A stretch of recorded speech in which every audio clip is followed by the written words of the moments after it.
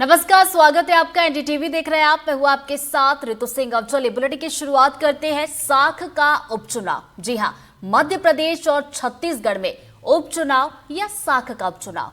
जी हां, 13 नवंबर को मध्य प्रदेश की 2 और छत्तीसगढ़ की 1 सीट पर उपचुनाव के लिए मतदान होगा। बीजेपी और कांग्रेस के दिग्गज नेताओं ने पार्टी प्रत्याशियों के लिए वोट मांगने के लिए अपनी पूरी ताकत झोंक दी है। मध्य प्रदेश की बुधनी और विजयपुर विधानसभा, तो वहीं अगर हम छत्तीसगढ़ की बात करें तो छत्तीसगढ़ की दक्षिण रायपुर विधानसभा में बुधवार को उपचुनाव होना है। बेशक ये उपचुनाव जरूर है, लेकिन कांग्रेस और बीजेपी के कई दिग्गजों की साख दांव पर लगी है। तो देखिए, आज चुनाव प्रचार का आखिरी दिन भी है। आज शाम को चुनावी प्रचार का जो शोर है वो जरूर थम जाएगा और उसके बाद जो प्रत्याशी हैं, जो नेता हैं, वो घर घर दस्तक देंगे और वोट की अपील करेंगे। तो आपको एक बार फिर से बता दें कि मध्य प्रदेश की 2 विधानसभा सीटों पर उपचुनाव हो रहे हैं, तो वहीं छत्तीसगढ़ की 1 विधानसभा सीट पर उपचुनाव हो रहा है।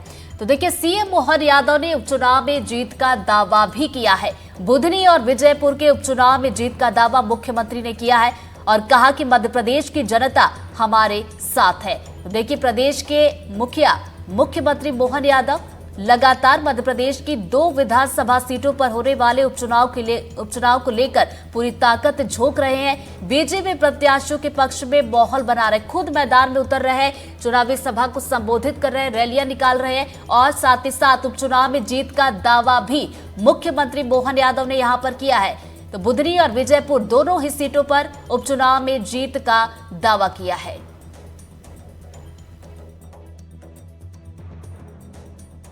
चुनाव हमारे लिए यशस्वी प्रधानमंत्री के नेतृत्व में तो हमारे प्रधानमंत्री शुभंकर हैं। और देखिए, दुनिया के सामने भारत ने अपनी लोकतंत्र की ताकत भी बताई। चुनाव के मसले पे जनता मोदी जी को चाहती है। दुनिया के सबसे लोकप्रिय नेताओं में से मोदी जी हैं और भारत के अंदर तो उनके लोकप्रियता का तो इतना ज़बरदस्त गहराई है कि कोई कल्पना नहीं कर सकता है। इसलिए लगभग 60 साल के बाद भी तीसरी बार सरकार बनाने में वो सक्षम हुए। आज तक कोई सक्षम नहीं हुआ। तो चुनाव अब आने वाले समय में हमारे महाराष्ट्र के हों या झारखंड के, निश्चित रूप से ये हम जीतने वाले हैं। मध्य प्रदेश के दोनों उपचुनाव, विजयपुर और बुधनी, भी जनता हमारे साथ है, डेवलपमेंट के साथ है। तो मुख्यमंत्री मोहन यादव ने क्या कुछ कहा ये तो आपने सुना। तो वही केंद्रीय मंत्री शिवराज सिंह चौहान की बात की जाए तो बुधनी उपचुनाव पर उन्होंने भी बयान दिया। उन्होंने कहा कि बुधनी मेरे दिल में बसती है, मेरी आत्मा है। बीजेपी जनता और शिवराज वहां पर एक है और बुधनी की जनता बीजेपी के साथ है। तो देखिए, शिवराज सिंह चौहान ने बड़ी बात कही अपने बयान में और साथ ही साथ ये दावा भी किया है कि बुधनी में भारी बहुमत से जीत मिलेगी। तो देखिए, केंद्रीय मंत्री शिवराज सिंह चौहान ने बयान दिया, क्या कुछ कहा है सुनवाते हैं। बुधनी मेरे दिल में बसती है और बुधनी मेरी आत्मा है। जनता और भाजपा, जनता और शिवराज वहां एक मेक है। विकास और जन कल्याण पहले भी अद्भुत हुआ है और आज भी प्रधानमंत्री नरेंद्र मोदी जी के आशीर्वाद से और हमारे मुख्यमंत्री मोहन जी की, वो भी लगातार वहां ध्यान दे रहे हैं।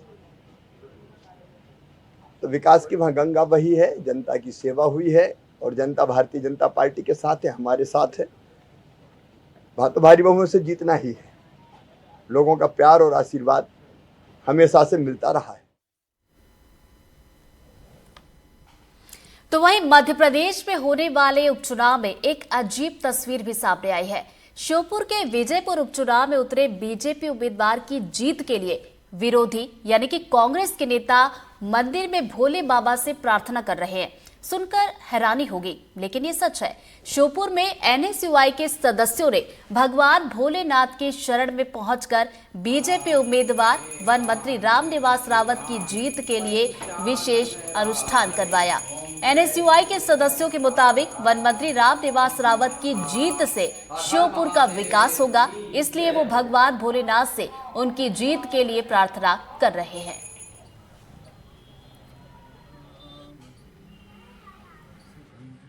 ये तस्वीरें देखिए, ये श्योपुर की तस्वीरें हैं और ये इन तस्वीरों में खास ये है कि ये जो हवन हो रहा है और ये हवन करने वाले लोग हैं, ये कांग्रेस के NSUI के लोग हैं। तो समझ सकते हैं कि ये बीजेपी के अपोजिशन दल के लोग हैं, लेकिन ये कामना बीजेपी उम्मीदवार रामनिवास रावत की जीत के लिए कर रहे हैं।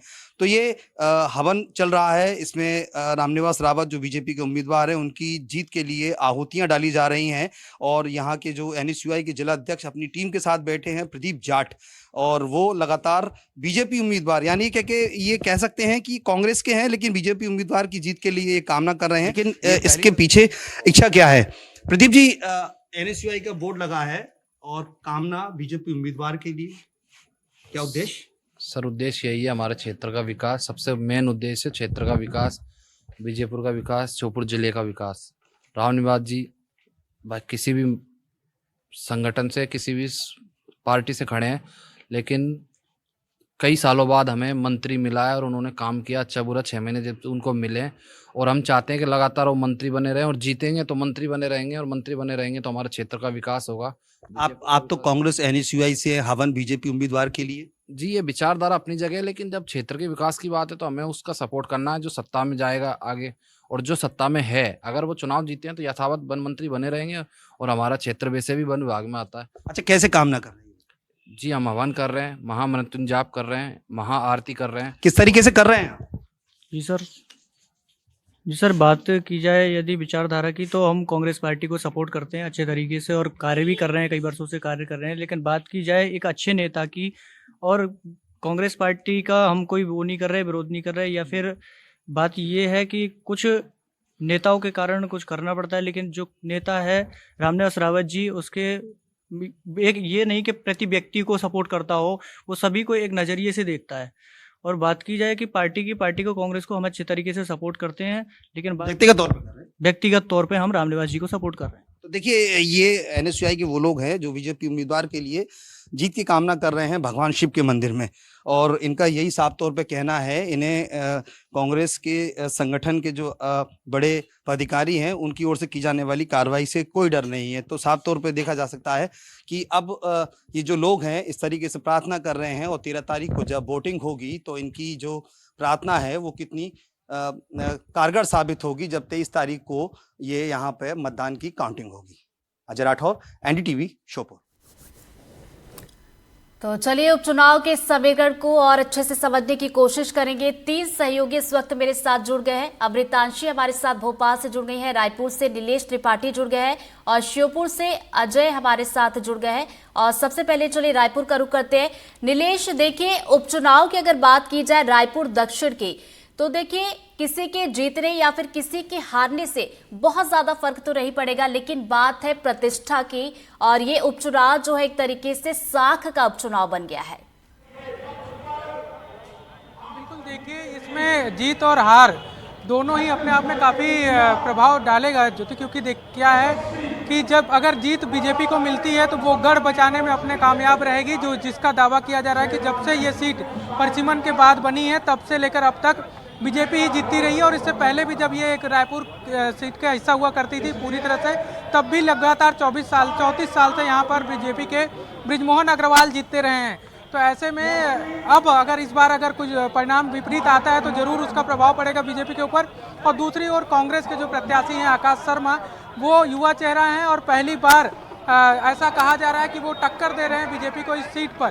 तो उस लिहाज से भी अगर वो जीत जाते हैं तो उनका लंबा करियर है, और वो किला जो कि बीजेपी का अभेद किला माना जाता है उसको ढहाने में कामयाब होंगे। तो ऐसे में दोनों ही दल पूरी तैयारी के साथ इस बार चुनाव लड़ रहे हैं, और दोनों ही दलों का अपना दावा रहता है, जैसा कि हर चुनाव के पहले दोनों ही ऐसे ही प्रत्याशी जो कि चुनाव लड़ते हैं सबका अपना दावा रहता है कि वो जीतेंगे ही। लेकिन इस उपचुनाव में खास बात यह है कि दोनों ही दल बीजेपी और कांग्रेस पूरी तरह अपनी पूरी ताकत यहाँ पर लगाए हुए हैं। और आज देखेंगे कि जैसे जो तस्वीरें आपको मैं कुछ दिखाता हूँ कि मुख्यमंत्री खुद विष्णुदेव साय का एक मेगा रोड शो होने वाला है, उसकी तस्वीरें हैं ये रायपुर के जय स्तंभ चौक से जो तस्वीर दिख रही है वीर नारायण सिंह की, वहाँ पर माल्यार्पण करेंगे। और उसके बाद ये गाड़ियाँ जो नज़र आ रही होंगी इससे रोड शो निकलेगी, और करीब शाम को 5 बजे तक, 2 बजे का शेड्यूल था, अब थोड़ा सा विलम्ब हो रहा है, लेकिन शाम को 5 बजे तक अलग अलग इलाकों से होते हुए कटोरा तालाब में इस रोड शो का समापन होगा। इसको लेकर भी पूरी तैयारियां हैं और जितने भी बड़े नेता रायपुर में उपस्थित हैं आज की डेट में बीजेपी के, वो इस रोड शो में रहेंगे। जितने भी मंत्री हैं, श्याम बिहारी जायसवाल, वो भी रोड शो का हिस्सा होंगे।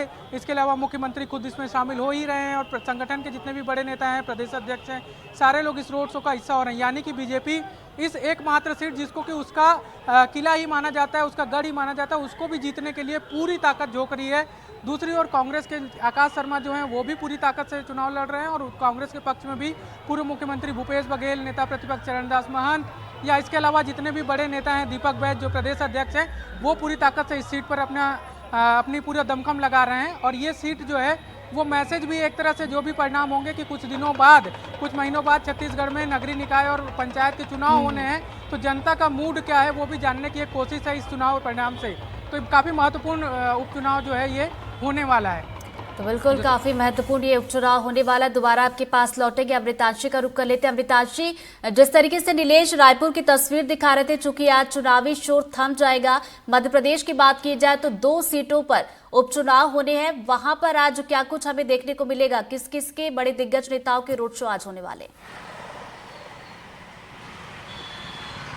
देखिए, बिल्कुल तमाम मध्य प्रदेश के जो दिग्गज नेता हैं, चाहे वो केंद्रीय मंत्री से लेकर पीसीसी चीफ हो, आज सभी इन क्षेत्रों में है। विजयपुर और बुदनी, फिलहाल मैं केंद्रीय कृषि मंत्री शिवराज सिंह चौहान के घर के बाहर ही खड़ी हूँ।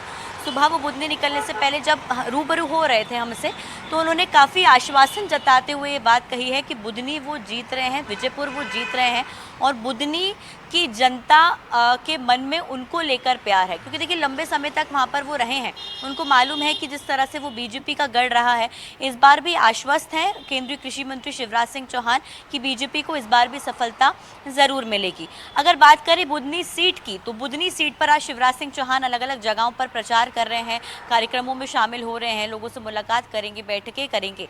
बुदनी में मुकाबला है रमाकांत भार्गव और राजकुमार पटेल के बीच में। रमाकांत भार्गव जो कि 2019 में सांसद थे, उनको टिकट नहीं दिया गया 2024 के लोकसभा चुनाव में, लेकिन उनकी जगह शिवराज सिंह चौहान को टिकट दिया गया। अब वो सांसद बन गए, तो देखिए यहाँ पर उनको विधानसभा चुनाव को टिकट दिया गया, यानी कि सीट खाली शिवराज सिंह चौहान की जो है जाने से हुई थी और इसके बाद रमाकांत भार्गव को ही मौका दिया गया। शिवराज सिंह के करीबी हैं, पूर्व में जो है वो अच्छा खासा अनुभव रखे हुए हैं। लेकिन दूसरी ओर है राजकुमार पटेल, जो कि कांग्रेस से आते हैं और कांग्रेस में पूर्व में विधायक भी रह चुके हैं। अगर बात करें, वरिष्ठ नेता हैं, लंबे समय तक जो है वो इस क्षेत्र की राजनीति में सक्रिय भी रहे हैं। कांग्रेस अगर विपक्ष के तौर पर बात करें तो, इसलिए कांग्रेस ने किसी और पर भरोसा ना जताते हुए अपने वरिष्ठ नेता और जो पुराने नेता हैं उन्हीं पर भरोसा जताया है और उम्मीद कांग्रेस को यह है कि वो यहाँ पर कहीं ना कहीं ज़रूर मैदान में टक्कर देंगे। लेकिन शायद यहाँ पर बीजेपी काफ़ी ज़्यादा आश्वस्त इसलिए भी है क्योंकि ये लंबे समय से बीजेपी का गढ़ रहा है। दूसरी सीट की बात करें तो हम विजयपुर पे आते हैं। ये सीट देखिए बेहद ही रोचक यहाँ पर जो है हम कह सकते हैं कि मुकाबला इसलिए है क्योंकि रामनिवास रावत जो कि कांग्रेस में थे, वो बीजेपी में शामिल हुए। उनके यहाँ पर जो है इस्तीफा देने से पद जो है सीट रिक्त हुई। सीट रिक्त होने के बाद अब वो वन मंत्री मध्य प्रदेश की सरकार में हैं और उनका आपको जो है शपथ ग्रहण भी याद होगा और बाकी जो और भी विधायकों के आने जाने का सिलसिला हमें बीच में सुनने को मिला था। तो रामनिवास रावत यहाँ पर देखिए हम कह सकते हैं कि वन मंत्री का अपना पद जो है उनके पास है, लेकिन सीट बचाने के लिए उतरेंगे उनके सामने मुकेश मल्होत्रा, जो कि बात यह है कि वो निर्दलीय चुनाव लड़े थे, लेकिन कांग्रेस ने उन पर भरोसा जताया है। अमृतांशी, चलिए दोबारा आपके पास लौटूंगी। विजयपुर के बारे में हम और भी अच्छे से समझते हैं। अजय राठौर हमारे साथ वहां से जुड़ गए हैं। अजय, विजयपुर की बात की जाए तो क्या कुछ समीकरण नजर आ रहे हैं वहां पर? देखिए, विजयपुर की अगर बात करें तो दोनों ही पार्टियों के लिए ये चुनाव जो है वो साख का चुनाव बन गया है और इस चुनाव में लगातार खुद मुख्यमंत्री जो है विजयपुर में बीजेपी के चुनाव प्रचार की कमान संभाले हुए हैं और लगातार कई सभाएं कर चुके हैं। और ऐसे में जो कांग्रेस के पीसीसी चीफ है वो भी यहाँ पर लगातार डेरा डाले हुए हैं। तो कहा जा सकता है कि जीतू पटवारी के साथ और बीजेपी के जो तमाम दिग्गज हैं उन सब की साख जो है इस चुनाव में सामने आने वाली है। और यहाँ से बीजेपी के जो उम्मीदवार है रामनिवास रावत, उनके प्रचार के लिए लगातार संगठन, सत्ता और जो सत्ता के मंत्री हैं वो भी यहाँ पे चुनाव प्रचार कर रहे हैं। तो कहा जा सकता है कि ये सीट जो है अब हॉट सीट बन गई है क्योंकि वन मंत्री यहाँ से चुनाव लड़ रहे हैं, क्योंकि उनका भविष्य भी, राजनीतिक भविष्य भी इस सीट पर टिका हुआ है। अगर वो जीतते हैं तो यहाँ से मंत्री बनेंगे, अगर हारते हैं तो उनका राजनीतिक करियर खत्म माना जा रहा है। तो वहीं हम कांग्रेस की अगर बात करें तो कांग्रेस ने इस बार जो आदिवासी चेहरे के तौर पे मुकेश मल्होत्रा को मैदान में उतारा है। हालांकि मुकेश मल्होत्रा 2023 में निर्दलीय चुनाव लड़े थे और लगभग 44,000 के आसपास वोट लाए भी थे। तो यही वजह है कि दिग्विजय सिंह ने मुकेश मल्होत्रा को लेकर सर्वे कराया था और उनके पैरामीटर में मुकेश मल्होत्रा फिट हो रहे थे। और ये चुनाव खुद कांग्रेस के बड़े नेता लड़ रहे हैं और माना जा रहा है कि इस चुनाव पे काफी दारोमदार ठेका होगा बीजेपी और कांग्रेस के नेताओं पे। फिलहाल जनता का मूड जो है वो अभी जब जिस तरीके से 13 तारीख को मतदान होना है, वहां किस तरीके से जनता मतदान करेगी और जब 23 तारीख को यहाँ रिजल्ट आएगा तो सामने आ जाएगा कि जनता ने आखिरकार किसको जीत का सेहरा पहनाया है। चलिए दोबारा आपके पास लौटेंगे। अजय, नीलेश का रुख कर लेते। नीलेश, आप वहां पर चूंकि मौजूद है, जैसा कि आप बता रहे थोड़ी देर के बाद रोड शो होगा, अभी वहां पर क्या कुछ हलचल नजर आ रही है? देखिए तस्वीरें दिखाते हैं, मैं प्रवीण को कहूँगा हमारे जो कैमरा साथी हैं वो तस्वीरें दिखाएं। इन गाड़ियों की तस्वीरें जो सजी हुई हैं मुख्यमंत्री के लिए, मुख्यमंत्री और जो तमाम बड़े नेता होंगे वो इन्हीं गाड़ियों से रोड शो के लिए निकलेंगे।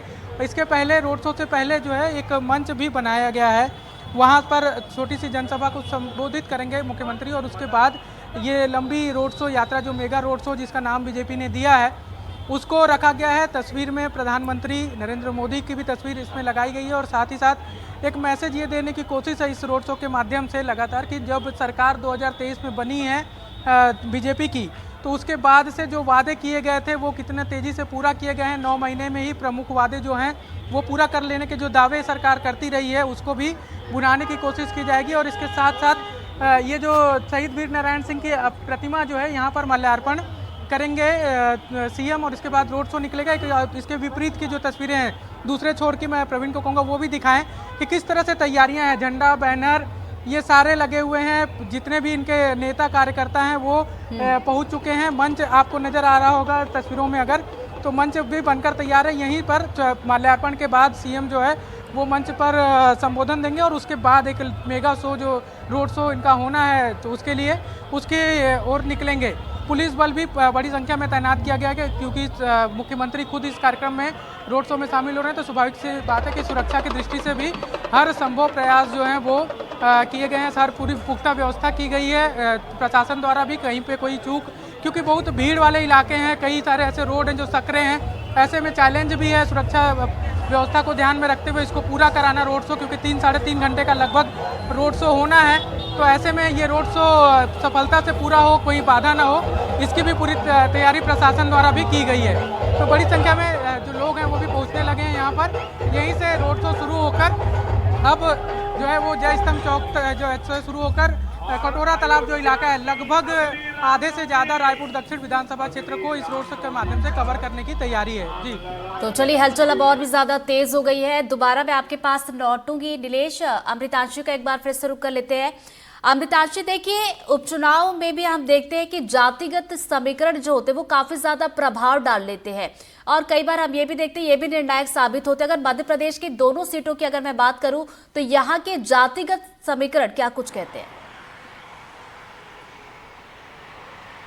देखिए बहुत अलग अलग स्थिति हो जाती है। जैसे कि अगर हम बात करें, अगर हम बुधनी सीट पर आ जाएं तो ये थोड़ा मध्य भारत में आता है। यहाँ पर जातिगत समीकरण बहुत कम हावी होते हैं। ये क्षेत्र ज़्यादातर जो है वो किसानों का क्षेत्र है और किसानों का क्षेत्र है तो देखिए शिवराज सिंह चौहान है, वो केंद्रीय कृषि मंत्री हैं।